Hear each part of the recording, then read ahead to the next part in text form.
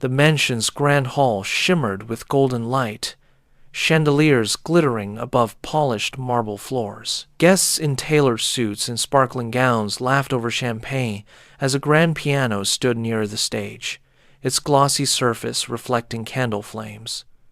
At the keys sat Claire Thompson, heiress to a fortune, and already a millionaire in her own right at just 24. She played gracefully, each note flowing with practiced perfection. Her friends applauded politely, more impressed by her beauty than her technique. Outside, on the cold stone steps of the mansion, a homeless man with tangled hair and a weary beard listened quietly. Daniel Miller had been on the streets for years. His clothes were threadbare, his shoes nearly falling apart, yet his posture still carried something dignified beneath the layers of hardship. Beside him lay his only companion, a scruffy mutt named Max, who lifted his head whenever the music drifted through the windows. Daniel's stomach growled, but it wasn't food that drew him closer to the sound, it was memory. Once, long ago, his fingers had known the feel of piano keys. He rose slowly, Max padding beside him, and together they pushed open the door no one thought he belonged near. The hall fell silent as Daniel stepped inside. Conversations broke, laughter faltered. Guests turned, eyes narrowing at the ragged intruder. Claire's fingers paused on the keys, a final chord hanging unfinished in the air. Daniel swallowed, his throat dry, but forced the words out. "Can I play it? Just for some food?" Gasps rippled across the room. A woman in pearls whispered, "Did you hear that?" A man in a tuxedo chuckled cruelly. "He wants to play the piano for dinner." Laughter followed, sharp and cutting. Max whimpered at Daniel's feet, sensing the hostility, but Daniel stood tall, gaze fixed on Claire. Claire tilted her head, curiosity softening her surprise. She saw the man's ragged clothes, his hollow cheeks, his tangled hair, but also his eyes, steady and unshaken by their laughter. "Play?" she repeated softly. Daniel nodded once. "Please, one song." The crowd murmured, some amused, others indignant. "Throw him out," a guest snapped, waving for security. But Claire raised her hand. "Wait." The guards froze. She studied Daniel a moment longer before stepping aside. "Then play." Daniel approached slowly, each step heavy with disbelief.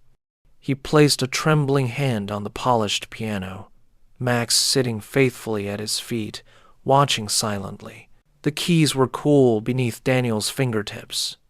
For a moment, his reflection stared back at him in the glossy surface. Unrecognizable, a man life had tried to erase.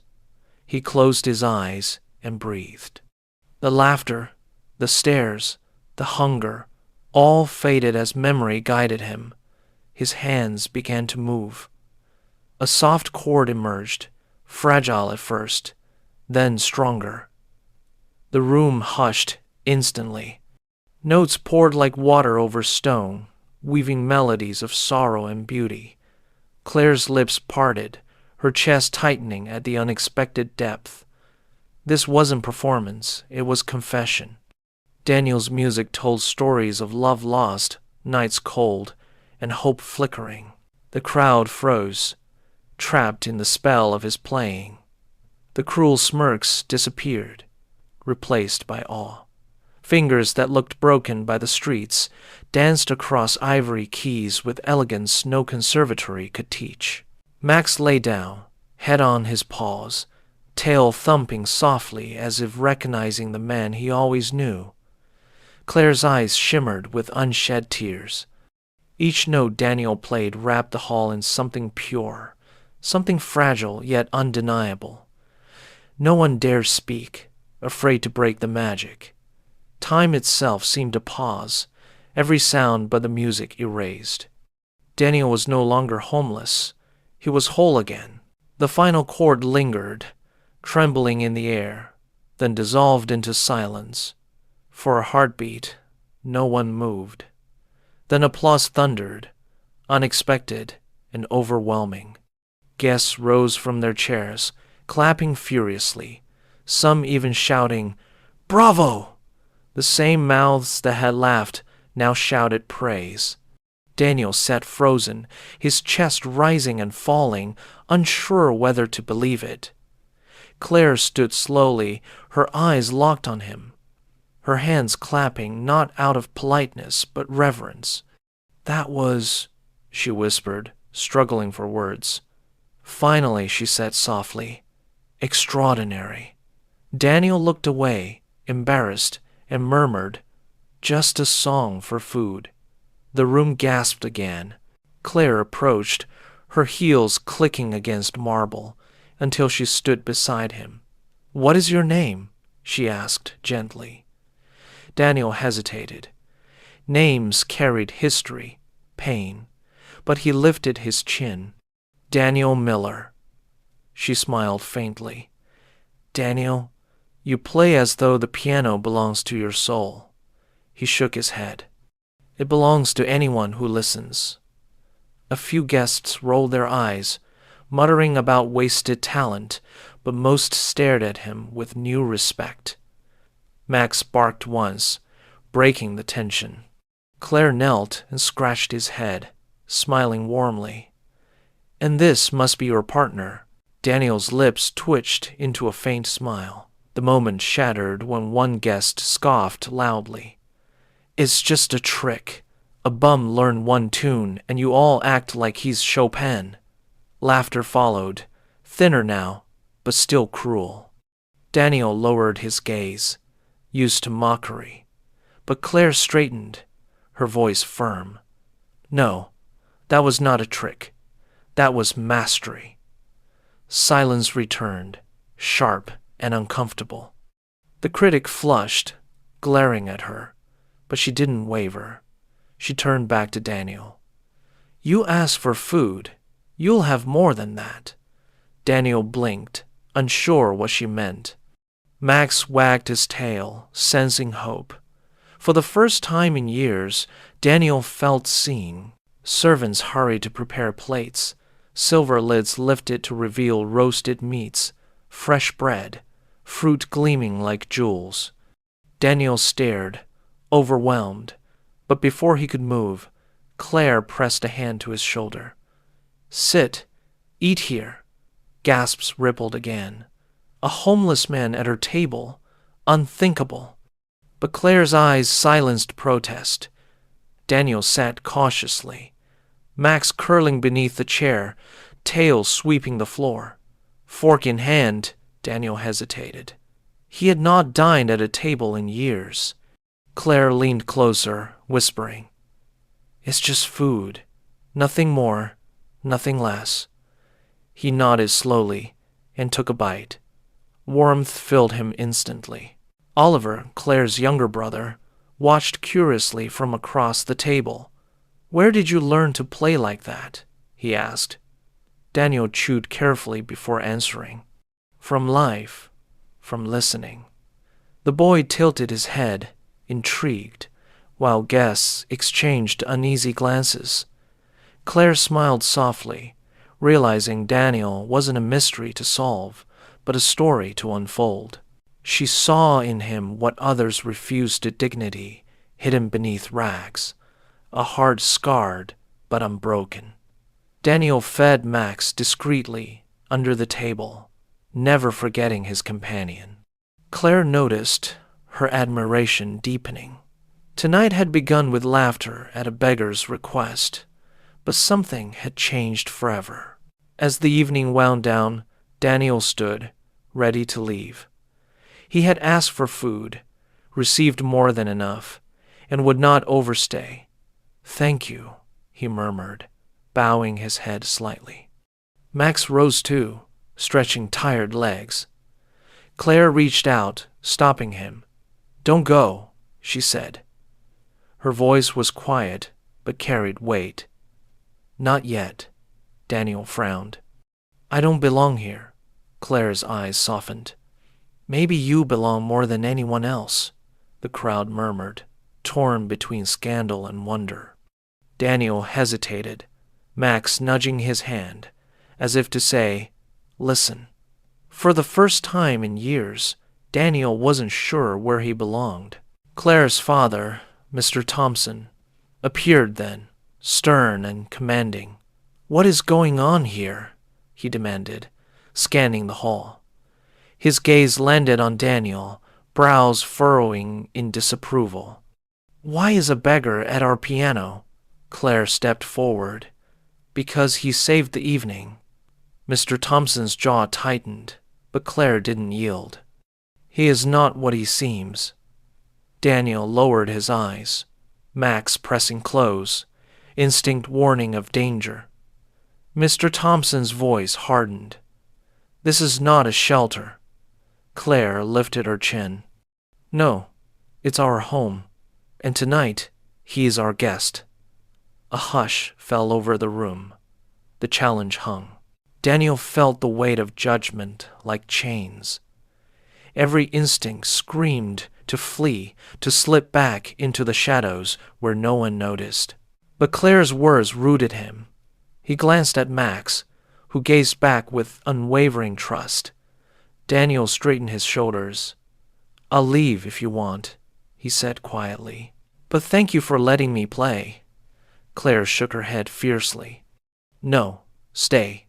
Her father's expression darkened, but before he could respond, applause erupted again from the guests who had been moved, from Oliver, and even from some who once laughed.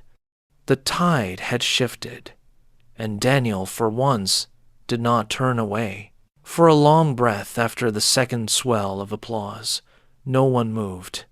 Mr. Thompson's brow stayed thunderous, but the room's air had changed, as if the chandelier light itself had softened. Claire stood between her father and Daniel without bravado, just certainty. Daniel didn't argue or plead. He simply rested a palm on the closed lid, ready to walk if asked. Sir, he said quietly, voice steady, the action is dry. Your tuner's good, but the middle register's voicing has gone brittle. Let me fix it for dinner, nothing more. The hall murmured. Mr. Thompson frowned deeper, then nodded once. They rolled the piano's bench aside. Daniel knelt with a screwdriver borrowed from a nervous technician, lifted the fallboard, and peered into the piano's hidden city of felt and wood. He worked carefully, adjusting a stubborn capstan, easing a sluggish hammershank, teasing life into the sostenuto that had stuck for years. Guests drifted closer and closer, forgetting to hide it. Claire watched his hands work-worn, precise, almost reverent. Max lay at Daniel's heel like a small anchor dropped in deep water. Mr. Thompson crossed his arms but didn't interrupt. The room that had mocked now learned to hush and listen. Try it, Daniel said, stepping back. Claire sat, pressed a single middle C, and blinked at the bloom of tone, rounder, newly awake. She played a phrase, then another. The treble no longer splintered under pressure. Mr. Thompson, a man who measured value in columns and decimals, heard the piano answer like a creature relieved. His jaw unclenched by a degree. Again, he said. Claire nodded, then glanced up. Would you play with me? Daniel shook his head. You begin. I'll follow. She started a hymn she loved but never dared share. Daniel entered beneath her like a tide, supporting, lifting. It wasn't virtuosity that stilled the room. It was gentleness, her melody like a confession, his harmonies like forgiveness, arriving late but real. Max sighed and drifted to sleep. When they finished, the silence afterward felt like a blessing, uncounted and priceless. People breathed again, some discreetly wiping eyes, embarrassed by their own softness. Mr. Thompson coughed into his fist. "Enough for tonight," he announced, pretending neutrality. But his gaze lingered on Daniel, and it wasn't contempt anymore. The servants brought plates. Someone placed a bowl on the floor by habit. Max raised his head and wagged without shame. When the guests finally departed, Mr. Thompson stayed, his tuxedo now a costume he seemed tired of wearing. "Where did you learn to do that?" he asked, not suspiciously, just curious. Daniel traced the rim of the bench. Church basement pianos, community centers. A teacher named Mrs. Hall who tuned by ear and taught with soup. I learned because music kept the walls from closing. He didn't add the rest, the job lost, the apartment gone, the nights that would have swallowed him if the dog hadn't found him. Mr. Thompson nodded slowly, the ledger in his head adding different numbers. "This house has protocols," he said at last. "Security matters. Appearances matter." Daniel inclined his head. "I understand. I'll go." Claire stepped forward. "Or we create a protocol for Grace," she said softly. "A trial. A week. He repairs the piano, coaches me for the charity recital. If we regret it, we end it kindly." Mr. Thompson stared at his daughter, then at Max, who thumped the floor once, a modest vote. "1 week," he said. "No keys to the main wing, no press." Daniel nodded. 1 week is more than I had yesterday." The agreement held like a truce. They gave Daniel a small guest room near the old music library, quiet, sunlit in the mornings, with a braided rug that remembered other feet. Max circled twice and claimed a patch of moonlight as his own. Daniel lined his few possessions on a shelf as if arranging a scale from low to high. He washed, shaved the edges of exhaustion from his face, and lay down. The mattress answered with softness he didn't trust yet. In the hush, he whispered to Max, "We'll earn this." Max flicked an ear and slept, the uncomplicated faith of dogs covering a multitude of doubts. Morning found them at the piano before the house properly woke. Claire arrived with coffee and her sheet music, hair in a practical knot, barefoot against the rug. Daniel set a gentle routine scales to warm the hands, voicing exercises to find color, pauses where breathing belonged. He corrected lightly, always offering a reason, never a sting. "You don't press feelings into keys," he said. "You make space and feelings walk in." She tried again. The phrase loosened. Max, appointed guardian of tempo, lifted his head only when the metronome clicked wrong, which amused Claire enough to fix the drift. Days made a rhythm.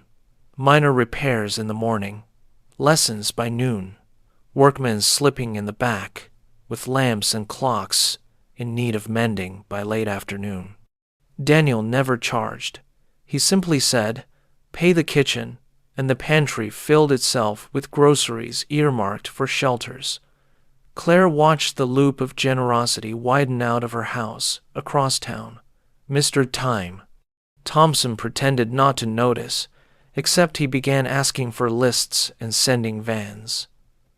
In the evenings, Daniel read from yellowed scores in the library, lips moving like prayer. Max sprawled in patches of warm wood, a silent metronome of peace. Inevitably, the world peered through the hedges. A tabloid headline guessed a scandal and got only a canned denial. Claire drafted a statement the way Daniel shaped a chord. Simple, honest. A local pianist and technician is assisting with preparation for our literacy fundraiser. No names, no myth. Daniel flinched anyway when the phone rang too loudly, but Max's head under his hand tethered him. "We proceed," Claire said. He nodded. Proceeding was a muscle he trusted. That night, by lamplight, he refelled the hammers and whispered to the soundboard, and the piano answered with a warmer, braver voice. The household bent toward music. Gardeners paused at doors, listening. Housekeepers lingered at thresholds for the end of a nocturne. Claire's younger brother, Oliver, hunted rats of doubt with Max in the corridors, then crept in to hear stories about composers who wrote on borrowed paper and borrowed time. Mr. Thompson began scheduling meetings on the far side of the house, not to avoid the noise, but to resist being caught staring. At supper, he asked a single question about phrasing and hid his interest in a sip of water. Daniel answered with a nod and an example.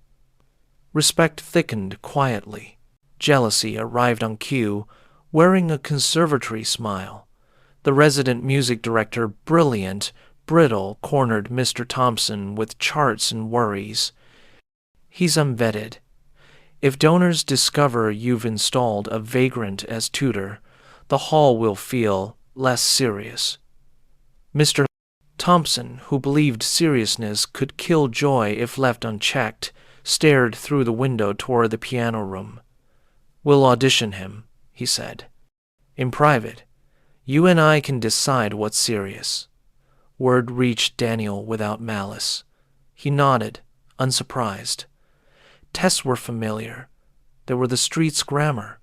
Max got a bath that afternoon, because dignity sometimes begins with small, soapy mercies. On the day of the audition, the room smelled of lemon polish and nerves. The director selected cruel repertoire octaves that bruise wrists, lines that collapse under fear. Daniel didn't grandstand. He chose honesty over glitter, sound over speed. He played a Bach prelude like clear water and turned a simple folk song into a room-sized breath. When asked to discuss mechanism, he spoke of leverage and cloth density, then demonstrated why a whisper can travel farther than a shout on a properly voiced instrument. Mr. Thompson said nothing for a long moment, then exhaled. That, he said, is serious. Afterward, the offer came without trumpet or drum. A small stipend, a workshop key, permission to set hours according to music's sense of time. A cottage at the edge of the property, 2 rooms. A stove that worked if spoken to kindly, a porch that faced morning. Daniel stood very still. Pride and longing wrestled until Max decided for him by trotting to the porch and claiming the sun. We'll keep the guest room open, Claire said, a catch in her voice she disguisedly blamed on dust. For when you miss the library too much. Daniel's answer was only gratitude in full. He didn't vanish into comfort. The day the key warmed his palm, he returned to the street that had kept him alive and said goodbye without spectacle. He left envelopes with the shelter choir director, spare tools with the man who tuned battered guitars at the mission, bread with the woman who fed strays. He told the bench that had held his back in winter, I'll come listen sometimes. Max tugged impatiently toward home. Walking back up the lane, Daniel realized the ache in his chest wasn't loss. It was room making itself for a larger circle. The fundraiser approached, a concert to seed a literacy initiative that had once been bullet points on an agenda and was now a cause with faces. Claire practiced with patience and purpose. Less perfect, more human. Exactly right. They arranged a program that told a story. Her pieces about beginning again. His interludes about listening. One duet where their hands overlapped just enough to say trust. Mr. Thompson printed cards that didn't mention money first. Oliver insisted Max wear a ribbon. Just for the first bow, Daniel negotiated. Max agreed, reluctantly. the way noble creatures endure small indignities for love. On the night itself, the hall filled with people expecting excellence and leaving with something larger. Claire walked on stage without armor. Daniel followed like a shadow that knew the light. When she stumbled once, he steadied the phrase with a quiet undercurrent, and she recovered, stronger. At the end, they played the hymn from that first night, slower, the way one speaks when words matter. Standing ovation rose not like thunder, but like bread, warm and inevitable. Mr. Thompson stood too, his clapping awkward, his eyes bright. He had not bought this. He had learned how to receive it. Backstage, among flowers and congratulations, Mr. Thompson approached Daniel alone. The sternness was gone. What remained was a father and a man interrupted by grace. "I was wrong," he said simply, "about what makes a house safe, about what makes it worthy." He held out a small brass key on a leather cord. "Workshop door. Front door too, if you want it." Daniel swallowed. "I have enough." Mr. Thompson shook his head gently. "This isn't more. It's ours, becoming yours." Max leaned against Daniel's knee, as if to say, "Accept the world while it is finally opening without teeth." The weeks after felt like a long exhale. Daniel's workshop light became a beacon in late afternoons. People brought clocks that chimed out of order and left with time mended. The literacy program launched in the ballroom on Tuesday evenings. Daniel added a Wednesday. Keys open doors, free piano for kids from shelters, 1 hour of music and muffins. Claire sat on the floor sometimes, tying laces, turning pages. Oliver learned to listen before speaking. Max learned the roots of little feet and the weight of small hands. The house learned new footsteps and forgot how to lock every gate. One night, much later, when rain stitched the porch into a soft drum, Daniel played alone in the library he used to pass quickly, afraid of wanting it. Claire stood in the doorway and didn't interrupt. The piece was simple left hand like a walk, right hand like conversation on that walk. When he finished, neither of them filled the quiet with declarations. She just came closer and set a mug where his hand could find it. Max snored at their feet, indifferent to epiphanies. The house felt different from owning to sheltering, from exhibiting to welcoming. Daniel smiled.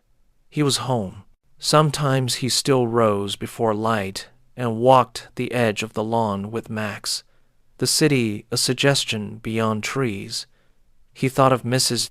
Hall and the church basement, of the bench that had remembered his shape, of a night when laughter turned into listening.